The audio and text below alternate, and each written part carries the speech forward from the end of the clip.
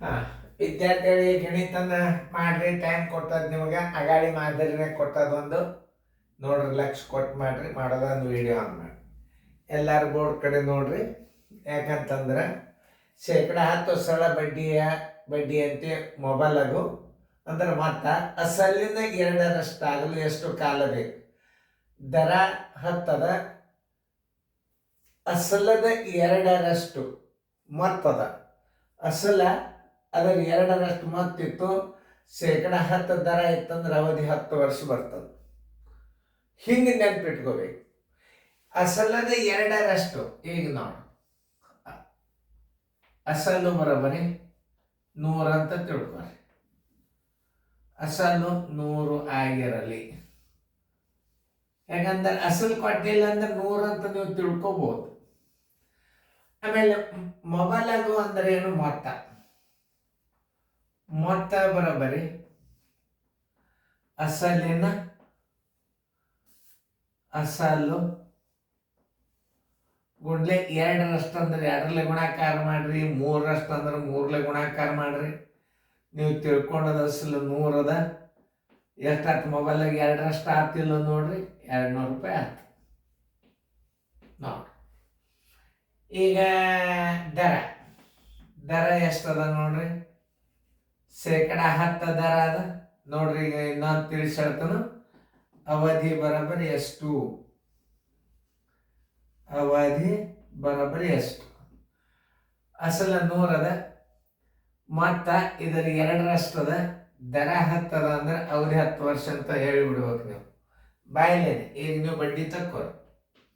ಬಡ್ಡಿ ಬರ್ಬೇಕಾದ್ರೆ ಏನ್ ಮಾಡ್ಬೇಕು? ಮೊತ್ತ ಮೈನಸ್ ಅಸಲು, ಮೊತ್ತ ಮೈನಸ್ ಅಸಲು.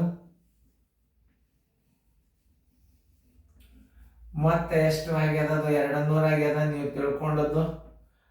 ತಿಳ್ಕೊಂಡದ ಅಸಲು 100 ಆಗ್ಯದ ಅಂದ್ರೆ ಬಡ್ಡಿ ಎಷ್ಟಾಯ್ತು? 100 ರೂಪಾಯಿ ಬಡ್ಡಿ ಆಯ್ತು. ಈಸ್ ಈಕ್ವಲ್ ಟು 100 ರೂಪೀಸ್ ಬಡ್ಡಿ ಆಗ್ತೀವಿ.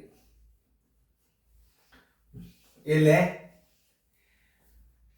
ಅವಧಿ ಬರೋಬರಿ 100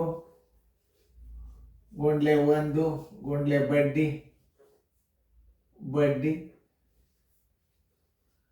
ಸರಾಸ ಬಾಗಿಲೆ ಅಸಲು ಗುಂಡ್ಲೆ ದರ. ಅಸಲು ಎಷ್ಟದ? 100 ಅದ. 1 ಬಡ್ಡಿ 100 ಅದ.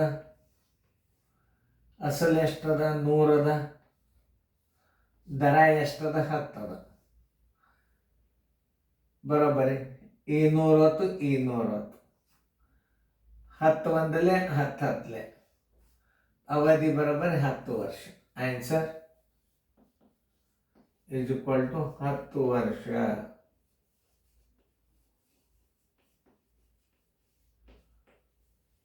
ನೋಡ್ರಿ, ಸರಿಯಾಗಿ ತಿಳ್ಕೊಂಡು ಗಣಿತಗಳನ್ನು ನೀವು ಮಾಡಿದರೆ ಅಂದ್ರೆ ಯಾವುದೂ ಬೇರೆಯಲ್ಲ. ತಿಳಿತಲ್ಲ? ಸರಿಯಾಗಿ ತಿಳ್ಕೊಬೇಕು ನೀವು. ಅಸಲು ಏನೂ ಇಲ್ಲ ಅಂದ್ರೆ ಏನ್ ತಿಳ್ಕೊಂಡ್ರಿ? 100 ಅಂತ ತಿಳ್ಕೊಂಡ್ರಿ. ದರ ಏನೋ ಕೊಟ್ಟಿಲ್ಲ, ದರ 1 ಅಂತ ತಿಳ್ಕೊರಿ. ಅವಧಿನೂ 1 ತಿಳ್ಕೊರಿ. ಏನೇ ಒಟ್ಟು 100 ತಿಳ್ಕೊರಿ.